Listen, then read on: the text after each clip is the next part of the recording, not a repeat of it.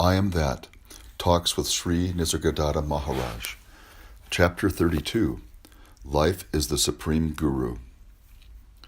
Questioner: We two came from far-off countries. One of us is British, the other American. The world in which we were born is falling apart, and being young, we are concerned. The old people hope they will die their own death, but the young have no such hope. Some of us may refuse to kill, but none can refuse to be killed. Can we hope to set the world right within our lifetime? Maharaj: What makes you think that the world is going to perish? Questioner: The instruments of destruction have become unbelievably potent. Also, our very productivity has become destructive of nature and of our cultural and social values. Maharaj: You are talking of the present times. It has been so everywhere and always.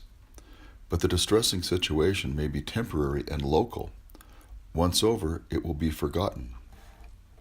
Questioner: The scale of the impending catastrophe is unbelievably big. We live in the midst of an explosion. Maharaj: Each man suffers alone and dies alone. Numbers are irrelevant. There is as much death when 1,000,000 die as when one perishes. Questioner: Nature kills by the millions, but this does not frighten me. There may be tragedy or mystery in it, but no cruelty. What horrifies me is man-made suffering, destruction, and desolation. Nature is magnificent in its doings and undoings, but there is meanness and madness in the acts of man. Maharaj: Right.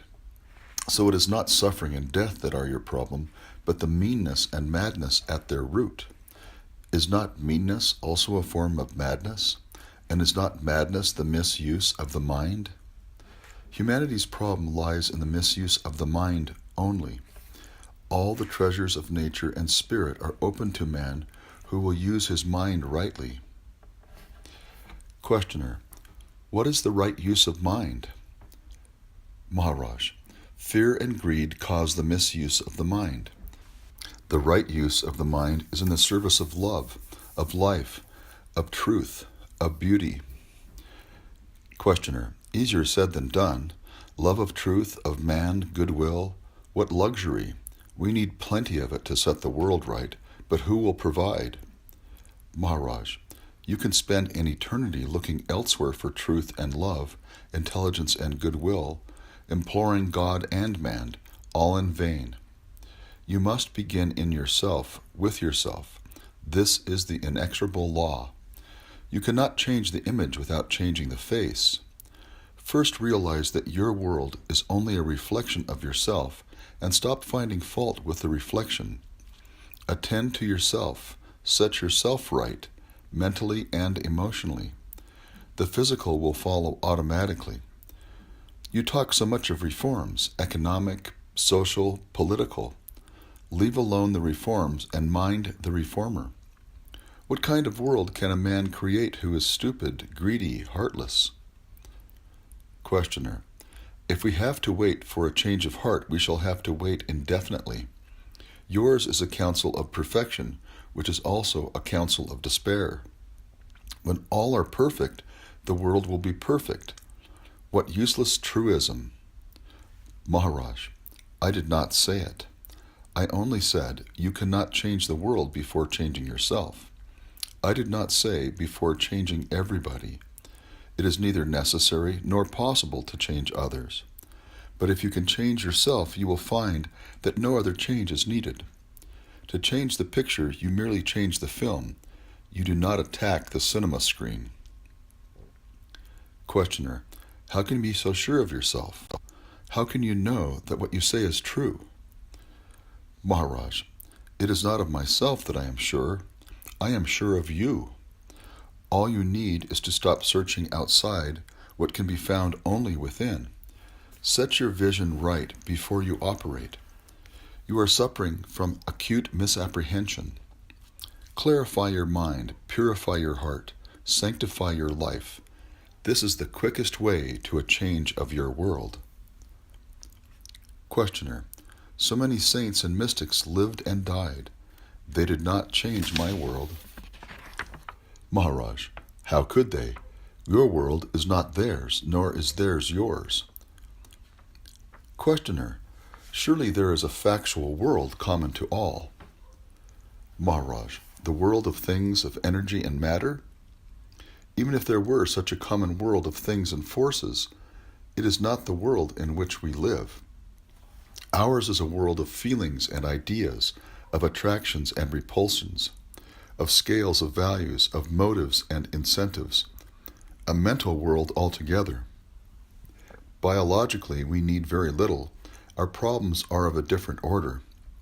Problems created by desires and fears and wrong ideas can be solved only on the level of the mind.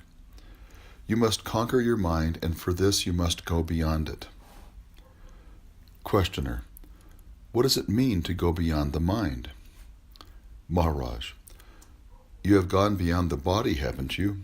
You do not closely follow your digestion, circulation, or elimination. These have become automatic. In the same way, the mind should work automatically, without calling for attention. This will not happen unless the mind works faultlessly. We are, most of the time, mind and body conscious, because they constantly call for help. Pain and suffering are only the body and mind screaming for attention. To go beyond the body, you must be healthy. To go beyond the mind, you must have your mind in perfect order. You cannot leave a mess behind and go beyond. The mess will bog you down. Pick down your rubbish seems to be the universal law, and a just law too. Questioner. Am I permitted to ask you, how did you go beyond the mind? Maharaj. By the grace of my Guru. Questioner. What shape did his grace take? Maharaj. He told me what is true. Questioner. What did he tell you? Maharaj. He told me I am the supreme reality. Questioner. What did you do about it? Maharaj. I trusted him and remembered it. Questioner. Is that all?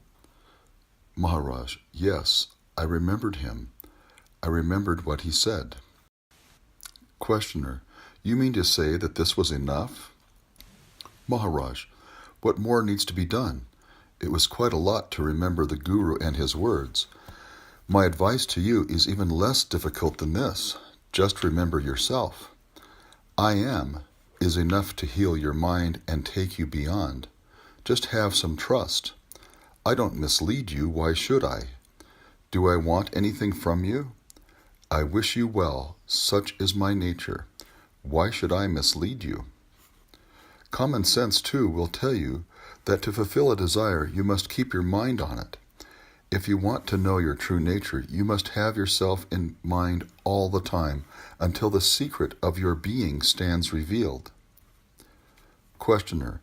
Why should self-remembrance bring one to self-realization? Maharaj. Because they are but two aspects of the same state. Self-remembrance is in the mind. Self-realization is beyond the mind. The image in the mirror is of the face beyond the mirror.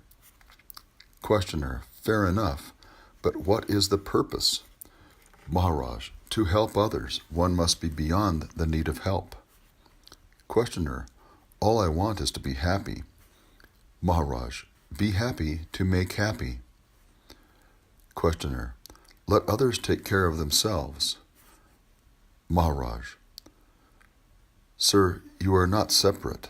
The happiness you cannot share is spurious. Only the shareable is truly desirable. Questioner. Right, but do I need a guru? What you tell me is simple and convincing. I shall remember it. This does not make you my guru. Maharaj. It is not the worship of a person that is crucial, but the steadiness and depth of your devotion to the task. Life itself is the supreme guru. Be attentive to its lessons and obedient to its commands. When you personalize their source, you have an outer guru. When you take them from life directly, the guru is within. Remember, wonder, ponder, live with it, love it, grow into it, grow with it, make it your own. The word of your guru, outer of inner. Put in all and you will get all. I was doing it.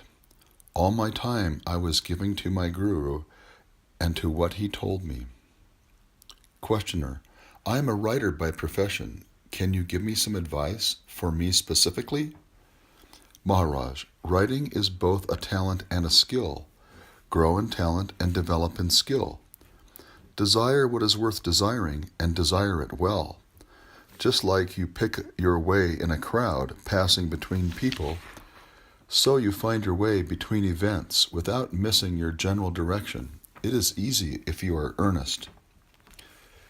Questioner, so many times you mention the need of being earnest, but we are not men of single will.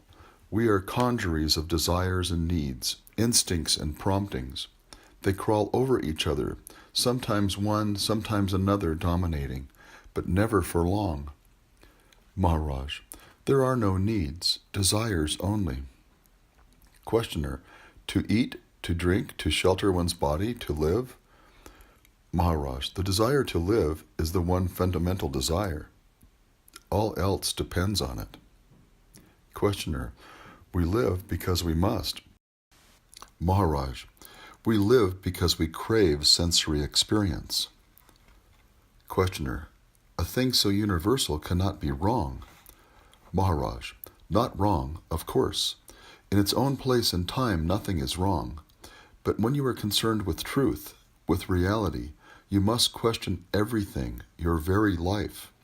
By asserting the necessity of sensory and intellectual experience, you narrow down your inquiry to search for comfort. Questioner, I seek happiness, not comfort. Maharaj, beyond comfort of mind and body, what happiness do you know? Questioner, is there any other? Maharaj, find out for yourself. Question every urge. Hold no desire legitimate. Empty of possession, physical and mental, free of all self-concern, be open for discovery.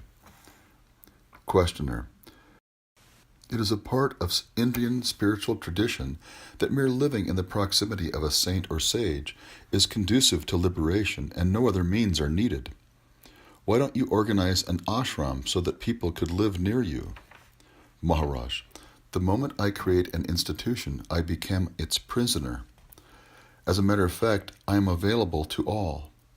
Common roof and food will not make people more welcome.